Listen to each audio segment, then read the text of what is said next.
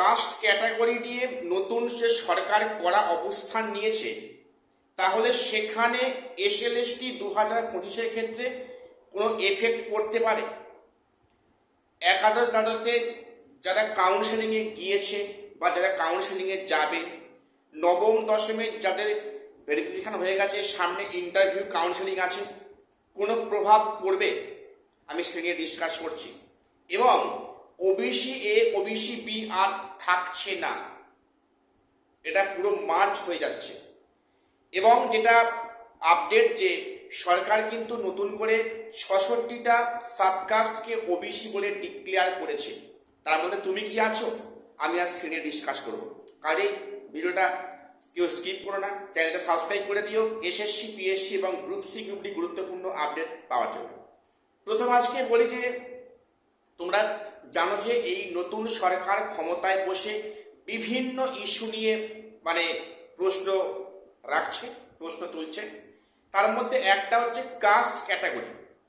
দেখো, আগের সরকারের আমলে কিন্তু ইচ্ছা মতো কাস্ট ক্যাটাগরি সুবিধা পাইয়ে দিয়েছে বিশেষ এক সম্প্রদায়কে, আমি সেটার নাম বলছি না। এবং 2011 সালের পর থেকে এই আগের সরকার যে 77খানা যে কাস্ট সাবকাস্ট অ্যাড করলো ওবিসিতে, তার মধ্যে মাত্র 2খানা ছিল হিন্দুদের জন্য, বাকি ছিল সংখ্যালঘুদের জন্য ছিল। এখন এটাকে ঘিরে নানা প্রশ্ন। কলকাতা হাইকোর্টে এটা নাকচ করে দেয়, সেখানে সুপ্রিম কোর্টে পর্যন্ত যায়।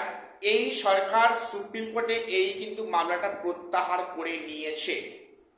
অর্থাৎ যে নতুন করে কাস্ট ক্যাটাগরি নিয়ে সংশয় দেখা দিচ্ছে, বিশেষ করে ওবিসি ক্ষেত্রে, ওবিসি এ আর ওবিসি বি। তো যেটা খবর, যে গতকাল কিন্তু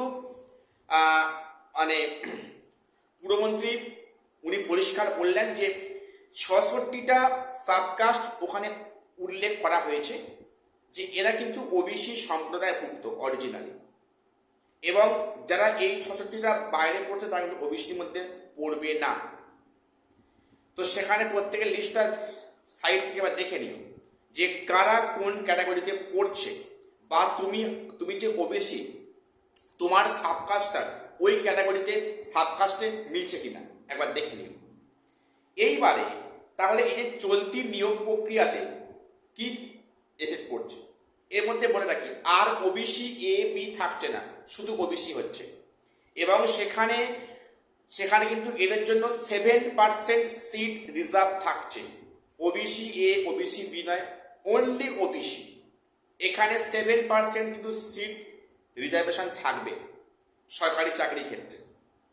তো এবারে প্রশ্নটা, যে এই চলতি নিয়ম প্রক্রিয়াতে এসএলএসটি নবম দশম এবং একাদশ দ্বাদশ, সেখানে কি প্রভাব পড়বে, সেখানে কি এফেক্ট পড়ছে? অনেকে বলবে যে আমার তো সেখানে কাউন্সেলিং হয়ে গিয়েছে 11-12-এ, তাহলে আমার কি হবে? আমি তো বাদ পড়ে যাচ্ছি এই লিস্ট অনুসারে, বা আমি তো 9-10-এ ভেরিফিকেশন করে এসেছি, সামনে ইন্টারভিউ, আমি কি প্রস্তুতি নেবো না? দেখো, সেখানে সরকার থেকে বলেছে যে 2011 সালে আগে যারা তাদের পরে আছে, 2011 পরে যাদের সার্টিফিকেট ইস্যু হয়েছে তাদের প্রত্যেকে রিভ্যালিডেশন করতে হবে। তবে সবাইয়ের নয়, যাদের 2011 সালের পরে কাস্ট সার্টিফিকেট ইস্যু হয়েছে কিন্তু তারা যে সার্টিফিকেট দেখিয়ে করেছিল সেটা কিন্তু যদি 2010-এর আগে হয়, সেক্ষেত্রে কোনো সমস্যা হবে না, কিন্তু তুমি একদম খাঁটি বা জেনুইন রয়েছে। সেখানে রিভ্যালিডেশন করতে হবে। তাহলে সেটা কবে করতে হবে, তার সময়সীমা কবে, তার মধ্যে এই প্রক্রিয়া সমাপ্ত হয়ে যাবে না তো, এই নিয়ে প্রশ্ন উঠছে। দেখো, এটা সলভ করতে কিন্তু গতকাল 66টা ওবিসি সাবকাস্ট লিস্ট দিয়েছে, সরকার থেকে প্রকাশ করেছে যে যারা এই কাস্টের মধ্যে পড়ছো, কোনো চিন্তা নেই, তারা কিন্তু অরিজিনাল ওবিসি।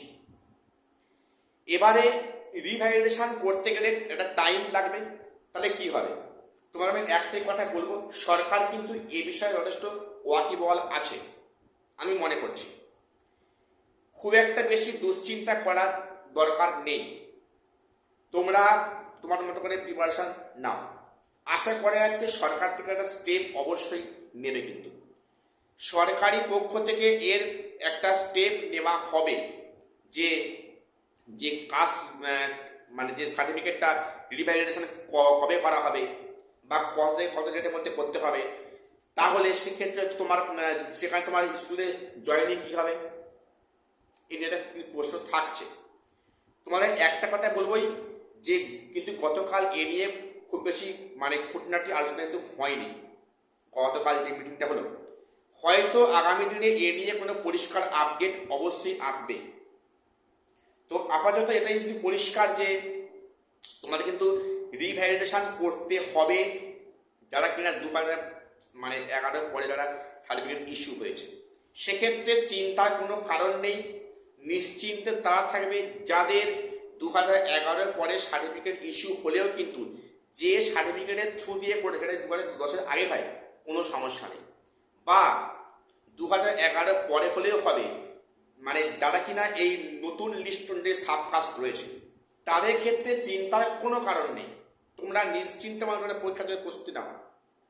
যাদের আগামীতে ইন্টারভিউ বা কাউন্সেলিং আছে, তোমরা প্রত্যেকে মাইন্ড সেট করো, এই বিষয়ে বেশি তোমাদের মাথা ঘামাতে হবে না। আশা করছি পরবর্তী ক্ষেত্রে সরকার থেকে একটা বিজ্ঞপ্তি দেবে যে এর এগেনস্টে কী কী কাজ হবে না হবে। সেক্ষেত্রে চিন্তার কোনো কারণ নেই, এই প্রসেস যেমন হচ্ছে তেমন কিন্তু হবে। অর্থাৎ 9-10 ইন্টারভিউ বা 11-12 কাউন্সেলিং ঠিক টাইমেই হবে, চিন্তা করতে হবে না। আর কাস্ট ক্যাটাগরি নিয়ে বেশি তোমাদের ভাবতে হবে না। ঠিক আছে, এটুকুই আপডেট দেওয়ার ছিল। চ্যানেলটা সাবস্ক্রাইব করে দিও। দেখা হচ্ছে পরে কোনো ভিডিও।